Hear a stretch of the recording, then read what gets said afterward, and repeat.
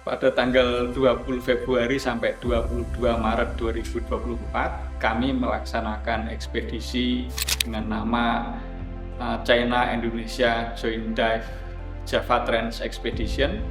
Di sini penelitiannya kami melakukan penyelaman selama kurang lebih 32 hari di 22 titik. Ada call for cruise participation yang diadakan oleh Direktorat Pengelolaan Armada Kapal Riset Green, di mana pada saat itu saya mendaftar untuk mengikuti cruise ini dan saya terpilih untuk mengikuti cruise, dan oleh expedition leader Profesor Xiao Tongpeng dari Cina, saya diminta untuk menjadi co-chief scientist dari Indonesia.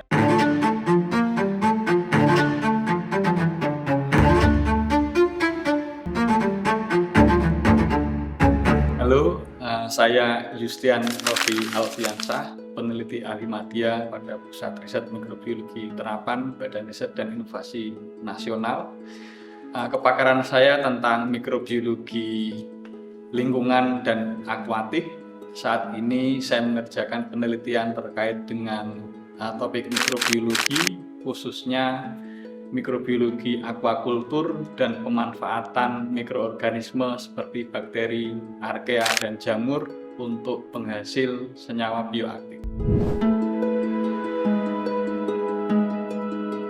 Chief Scientist Indonesia tentunya suatu tugas yang cukup berat ya, karena kita merumuskan jalannya penelitian, termasuk memberi masukan terhadap titik-titik sampling di mana saja kita akan melakukan sampling, kemudian kita melakukan setting sampel apa yang akan diambil, bagaimana rutenya, berapa lama kita akan melakukan penelitian di dasar laut, kemudian membahas siapa yang akan turun, siapa yang akan melakukan penyelaman. Jadi tugas co-chief scientist ini menurut saya cukup berat, karena kalau kita salah melakukan estimasi lokasi sampling, salah memperkirakan, maka kita tidak akan mendapatkan sampel-sampel yang kita harapkan. Mengingat untuk penyelaman ini membutuhkan biaya yang sangat tinggi, maka kita harus memperhitungkan beberapa faktor untuk mendapatkan kesuksesan penyelaman.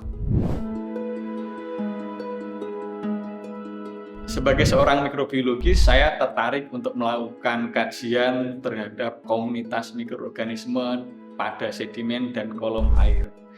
Hal yang menarik di kolom air adalah adanya proses pengendapan partikel-partikel organik yang saya sebut sebagai marine snow.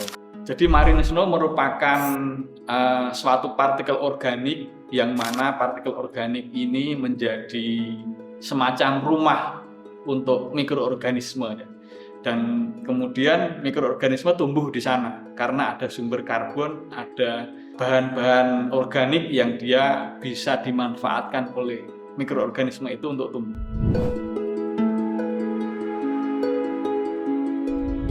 Kita bisa mengkaji mikroorganisme apa saja, bakteri apa saja yang ada di sana, termasuk bakteri-bakteri patogen. Ketika kita mengetahui bakteri patogen yang ada di dalam marine snow, ini semacam suatu mekanisme preventif untuk mencegah terjadinya outbreak penyakit pada hewan budidaya.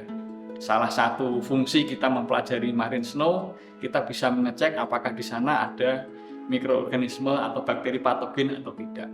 Kemudian yang kedua, kita bisa mengetahui laju pengendapan. Jadi kita bisa mencegah terjadinya zonasi anaerob di dasar lokasi kita budidaya, baik itu di tambak maupun di lepas pantai.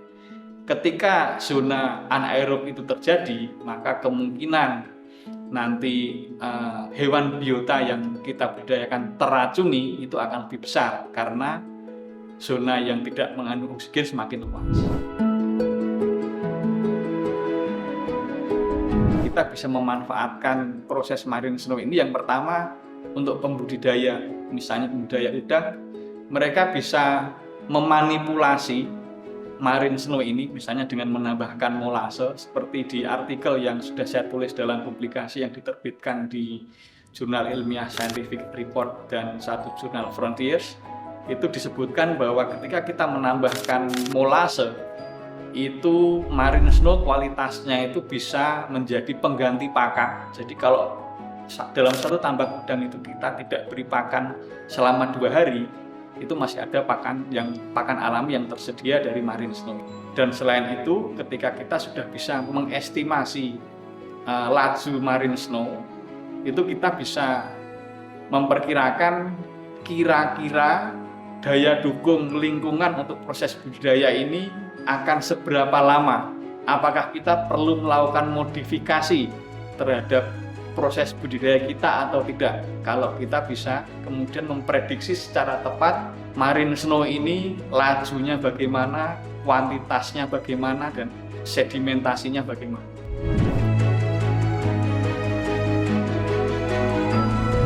Saya berharap marine snow ini bisa dimanfaatkan pada proses budidaya aquaculture. Petambak-petambak bisa memanfaatkan marine snow karena marine snow ini sebenarnya merupakan suatu basic dari teknologi yang kita sebut sebagai biofloc teknologi.